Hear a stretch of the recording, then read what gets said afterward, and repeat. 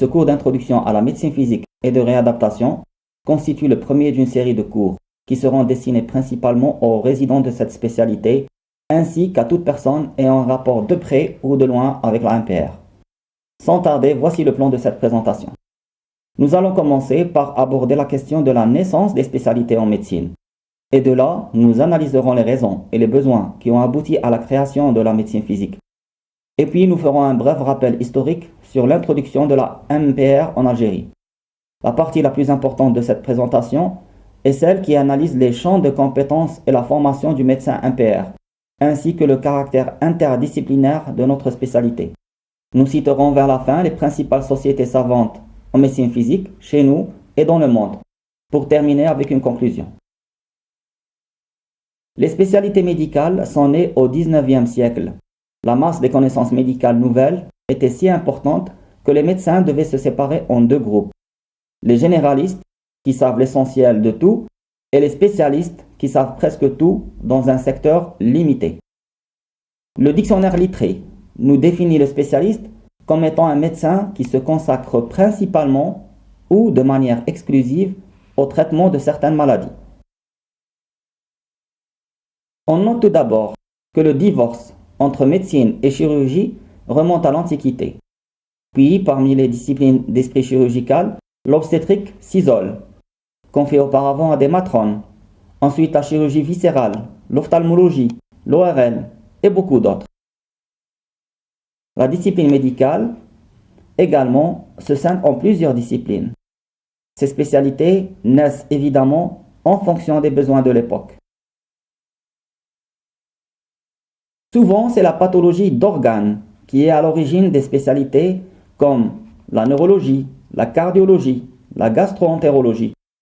Plus rarement, la base est physiopathologique. C'est le cas de l'allergologie et de la diététique.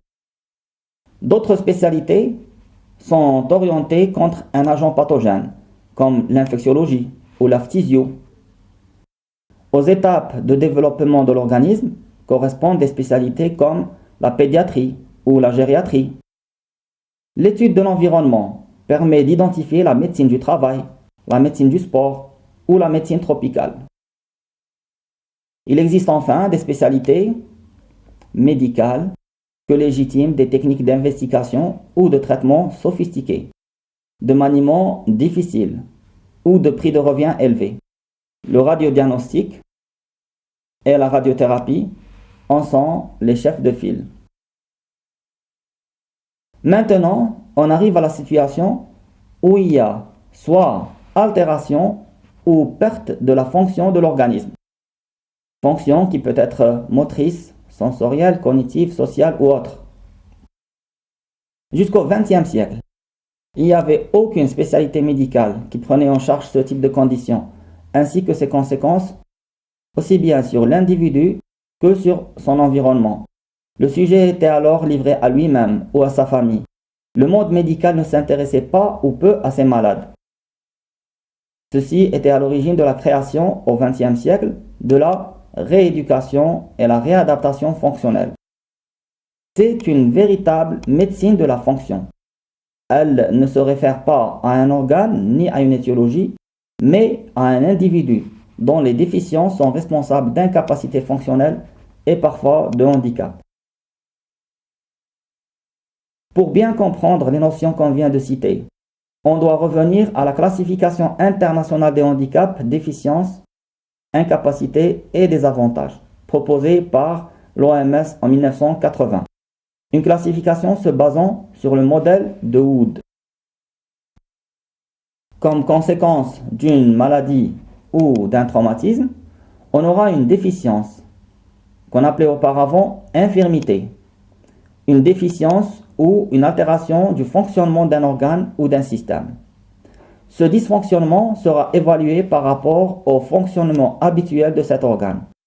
Par exemple, un accident de voiture occasionne une fracture vertébrale avec altération de la fonction médulaire. L'incapacité représente les conséquences de la déficience d'un organe ou d'un système sur le fonctionnement de l'individu en termes de limitation de fonction ou de restriction d'activité. Par exemple, une personne avec un traumatisme vertébro-médulaire sera incapable de marcher. Le handicap ou désavantage représente l'écart ou l'intervalle entre l'incapacité de l'individu et les ressources personnelles, matérielles et sociales dont il dispose pour pallier ses incapacités. Cet écart lui confère un désavantage social, par exemple, comme une personne paraplégique ne pourra plus marcher, elle sera désavantagée sur le plan social parce qu'elle ne pourra plus se rendre à son travail. La rééducation intervient lorsque la fonction donc est altérée. Elle utilise différentes techniques visant à réduire ses déficiences et incapacités. La réadaptation, par contre, fait appel à un ensemble de moyens pour aider le patient à s'adapter à ses incapacités ou à changer son comportement. Claude Amonet définit la réadaptation comme étant l'ensemble des moyens médicaux, psychologiques et sociaux qui permettent à une personne en situation de handicap ou menacée de l'être, du fait d'une ou de plusieurs limitations fonctionnelles, de mener une existence aussi autonome que possible. Il existe un troisième pôle de la spécialité, représenté par la réinsertion, définie par la mise en œuvre de différentes mesures médico-sociales, visant à optimiser le retour dans la vie de société en évitant l'exclusion. Nous arrivons maintenant à la définition de l'Organisation mondiale de la santé de la MPR. Cette définition dit que le médecin de MPR est le spécialiste qui a pour rôle de coordonner et d'assurer la mise en application de toutes les mesures visant à prévenir ou réduire au minimum les conséquences d'un accident, d'une maladie ou d'une malformation, tant sur le plan fonctionnel, physique, psychologique, social et économique, des déficiences et des incapacités. Elle sera orientée vers la récupération de capacités fonctionnelles et de qualité de vie des patients atteints de handicap congénital ou acquis. Il faut noter que la médecine physique est une spécialité qui est née des cendres de la médecine militaire. Celle-ci vivait ces derniers jours avec la diminution du nombre de soldats blessés après les guerres mondiales. La rééducation fonctionnelle civile a alors pris le relais en appliquant les concepts développés auprès des soldats blessés, aux malades et aux blessés civils, et en développant de nouvelles approches. En 1995, la rééducation et réadaptation fonctionnelle, appellation utilisée uniquement en France et au Luxembourg, devient la médecine physique et de réadaptation, se rapprochant ainsi de la terminologie européenne et internationale. Ce changement d'identité en France a cependant semé la confusion au sein du monde médico-chirurgical qui emploie encore souvent le terme de rééducation et réadaptation fonctionnelle. Et même dans nos facultés de médecine algériennes et dans nos CHU, l'administration ainsi que les patients continuent à utiliser l'ancien nom de la spécialité. Ceci a été à l'origine de beaucoup de confusion, notamment entre notre spécialité médicale et celle de nos partenaires et collègues, les masseurs-kinésithérapeutes. Cette confusion est plus évidente quand il s'agit de nommer notre spécialité en arabe. Pour illustrer ceci, j'ai fouillé dans mes papiers et je n'ai pas trouvé deux attestations de travail qui utilisent le même nom pour la MPR, même si ces attestations ont été attribuées par le même établissement. À titre exemple, cette attestation parle de i'adat taqwim. Une deuxième cite i'adat taqwim al-'idam en faisant confusion avec l'orthopédie. Une troisième parle de i'adat takyif al-wazifi. Et une quatrième qui qualifie le médecin MPR comme mukhtas fi tadlik, c'est-à-dire un médecin masseur. Et je suis certain que vous avez d'autres exemples. Si on se dirige vers les autres pays arabes, on pourra trouver de multitudes d'appellations comme celle de tibb tabi'i, utilisée dans les pays du Golfe, et qui prête également confusion avec la médecine phytothérapie. L'introduction de la médecine physique en Algérie. La rééducation fonctionnelle a vu le jour avant l'indépendance nationale. Le docteur Naqash, responsable du service de santé de l'ALN durant la guerre de libération, a décidé d'organiser la prise en charge en Tunisie des blessés de guerre, et ce, dès janvier 1959. Dans l'Algérie coloniale, une clinique de rééducation chirurgicale a été créée à Tiqsraïn en 1956. Elle comportait 3 pavillons et une unité d'appareillage. Elle était dirigée par un chirurgien. Après l'indépendance, cette même clinique devint un centre public de rééducation et fut confiée au docteur Yagoubi, qui était formé dans la spécialité de MPR en Yougoslavie et qui à son retour a travaillé à Oran puis à Tiqsraïn. Il fut le premier professeur de médecine physique du continent africain, avant même que la France n'ait le sien en 1968, le professeur Grossior. En raison du départ massif d'enfants avec malformation ou polio vers les centres de rééducation à l'étranger et le coût financier que ça a engendré, le ministre de la Santé, Dr Boudjelleb, décide en 1973 d'organiser et de promouvoir la rééducation en Algérie, sur le plan hospitalier et universitaire. 3 mesures furent prises. Premièrement, l'envoi de médecins en formation dans la spécialité de rééducation fonctionnelle dès octobre 1974 et qui sont revenus en 1978 avec des CES. La deuxième mesure, c'était la redynamisation du service de rééducation de l'hôpital de Douala. Et la troisième mesure, c'était l'appel en coopération du professeur Claude Amonet, qui lance à la formation de médecins spécialistes en rééducation. La première promotion de spécialistes en rééducation fonctionnelle est sortie en 1980. Elle était composée de 5 médecins formés à Tiqsraïn. Ceux-ci, par la suite, ont été nommés en qualité de maîtres assistants. À partir de 1981, il y a eu une création successive d'établissements hospitaliers spécialisés avec grande capacité d'hospitalisation, notamment à Tiqsraïn, à Azur Plage, à Seraïdi, à Raselma, à Ilmaten et à Bouhnifia. En plus des services de MPR au niveau des CHU civils et militaires, notamment à Ben Aknoun, Blida, Sidi Bel Abbas, Oran, Tizi Ouzou, Constantine, Tlemcen, hôpital militaire de Ain Naja et Bouchaoui, avec un recrutement de plus en plus important des résidents. À partir de 1985, la progression des carrières a permis l'installation des premiers rangs magistraux dans les structures déjà citées. Le domaine de compétence de la médecine physique est très vaste, car la cible de l'action du médecin MPR, c'est la fonction.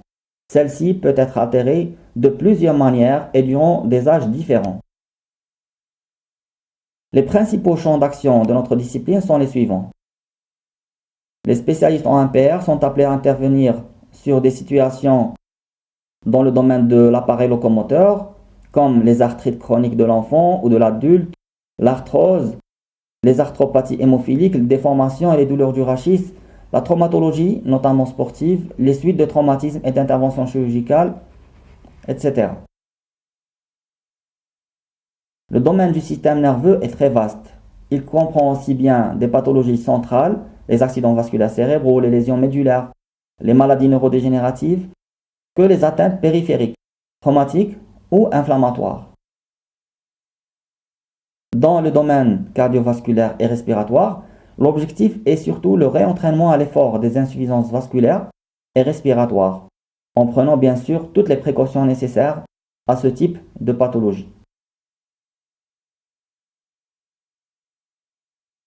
Dans le domaine pelvis-sphinctérien, le diagnostic et le traitement des incontinences urinaires ou fécales, la médecine physique devra s'occuper aussi des dysfonctionnements sexuels d'origine neurologique. Il faut cependant mentionner que ce type de problème est largement négligé chez nous en raison principalement de notre contexte socioculturel. Il est également important de recourir à une rééducation périnéale systématique en postpartum afin de prévenir les incontinences urinaires.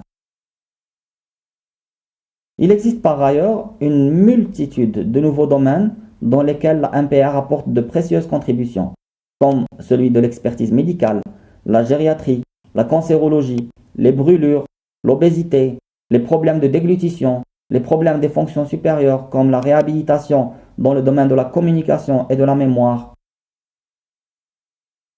Cette liste des champs de compétences s'allonge en fait d'année en année. L'éducation thérapeutique constitue une étape souvent incontournable de la prise en charge de ces maladies chroniques. Il faut signaler à la fin qu'il est difficile de maîtriser tous ces domaines de compétences, à la fois à cause de la diversité anatomique et physiopathologique à laquelle ces médecins sont confrontés.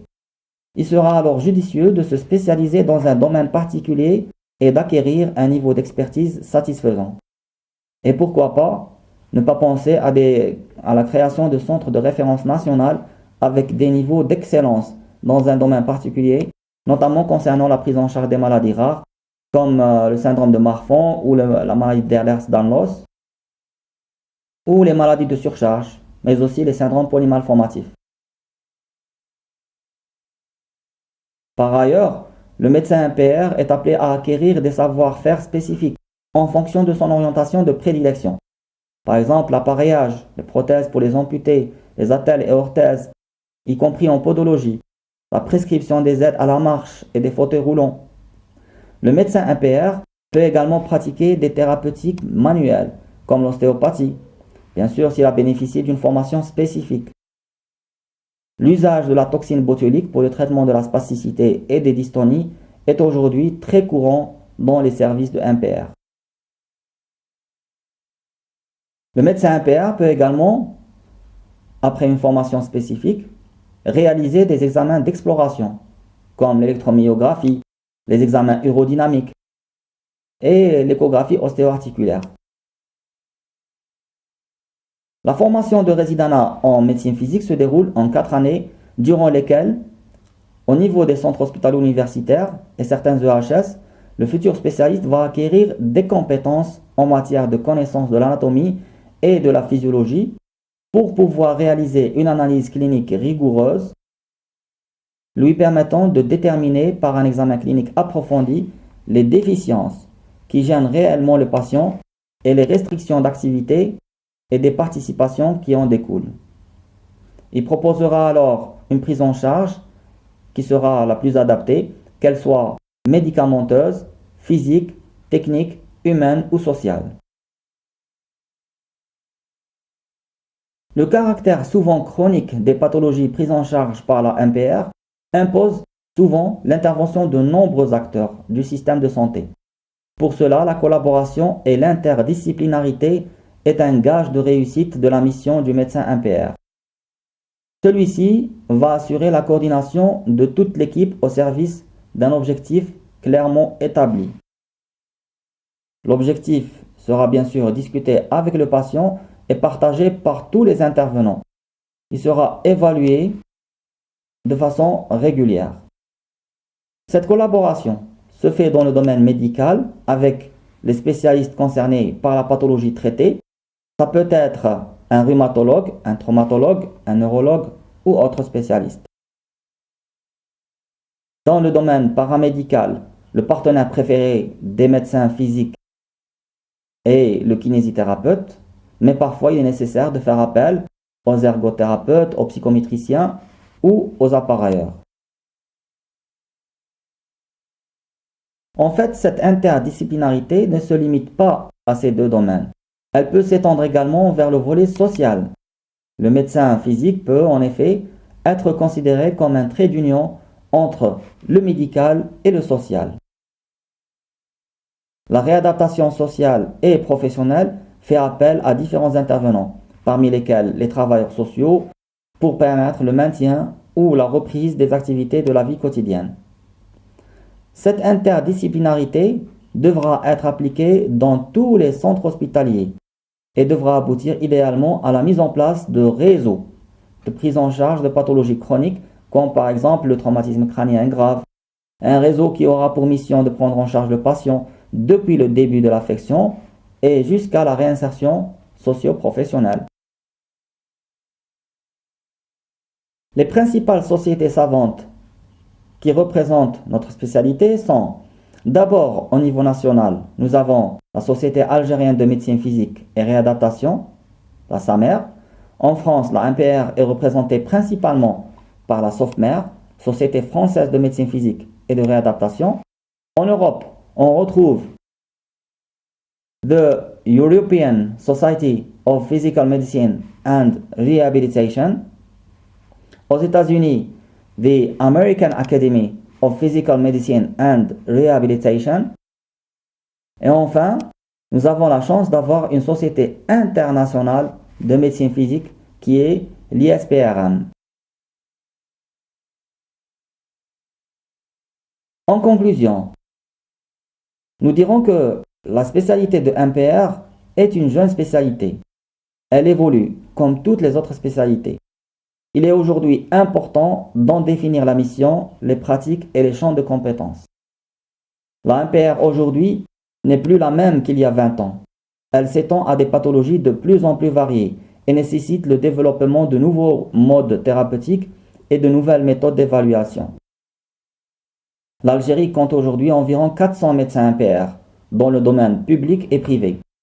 Il sera indispensable qu'ensemble, au niveau national, nous travaillons dès maintenant et pour les années à venir à adapter et à moderniser nos structures d'accueil, notre niveau d'expertise dans les différents champs de compétences de la MPR ainsi que nos moyens thérapeutiques et d'évaluation, afin de valoriser notre belle spécialité auprès de la société et des pouvoirs publics.